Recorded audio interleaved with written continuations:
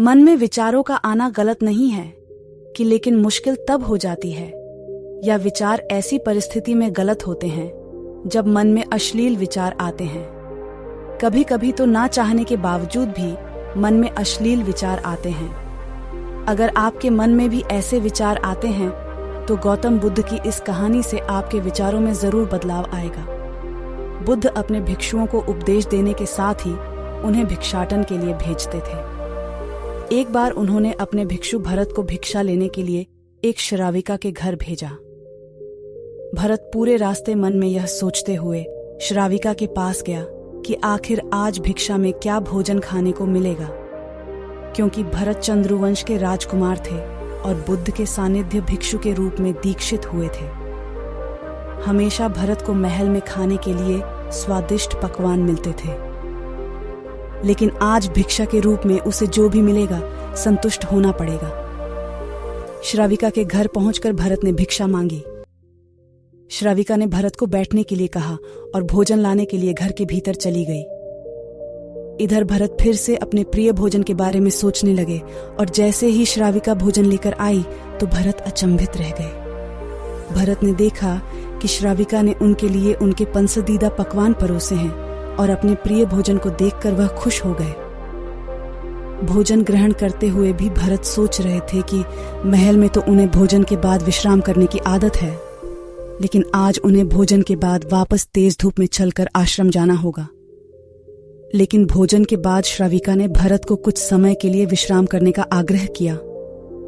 भरत फिर से खुश हुए कि आखिर आज उनके मन की सारी इच्छाएं कैसी पूरी हो रही है। इसके बाद भरत कुछ देर विश्राम करने लगे, लेकिन विश्राम करते हुए भी लेटे लेटे वह सोचने लगे कि आज तो मुझे भोजन के बाद विश्राम करने को मिल गया, लेकिन ऐसा रोज रोज नहीं होगा। जब भरत विश्राम के बाद उठे तो श्राविका ने कहा कि आप जब तक चाहे यहाँ ठहर सकते हैं। भरत अब समझ गए कि ये कोई संयोग नहीं हो सकता। उन्होंने श्राविका से कहा कि मुझे क्षमा कीजिए, क्या आप मेरा मन पढ़ सकती हैं? श्राविका ने हाँ में उत्तर दिया और कहा कि हाँ, मैं मन पढ़ सकती हूं। शुरू में यह कठिन था, लेकिन फिर मैंने स्वयं के मन विचारों को देखना शुरू किया। पहले मेरे विचारों की संख्या अनगिनत हुआ करती थी। इसके बाद मैंने विचारों पर ध्यान केंद्रित किया, बिना पक्ष विपक्ष के अपने विचारों को देखने लगी। इस तरह से धीरे धीरे मेरे मन में विचारों की संख्या कम होती गई और सारे व्यर्थ विचार दूर हो गए। इसके बाद से ही मैं दूसरों के मन में चल रहे विचार को पढ़ लेती हूँ।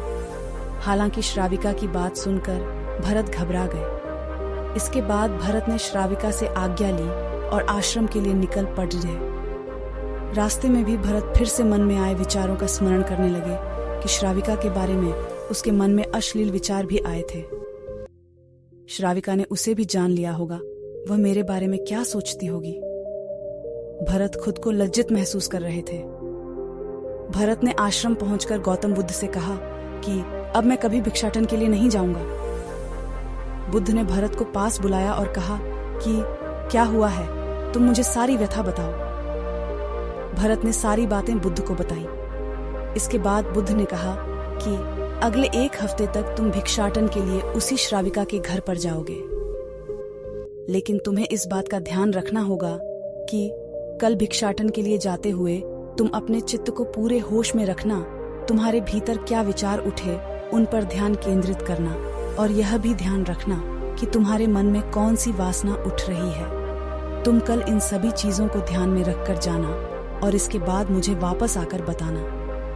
अगले दिन भरत भिक्षाटन के लिए गए। बुद्ध के बताए अनुसार वह पूरे रास्ते अपने होश को जागृत रखते हुए चल रहे थे। जब श्राविका का घर आया तो भरत ने भिक्षा मांगी। उसके भीतर कोई वासना नहीं थी और ना ही कोई विचार उत्पन्न हो रहे थे, क्योंकि उसने अपने मन को पूरी तरह जागृत रखा था। भरत ने भिक्षा ली और आश्रम चला गया। भरत ने बुद्ध को प्रणाम किया और कहा कि आज उसे जिस आनंद की अनुभूति हुई वह पहले कभी नहीं हुई।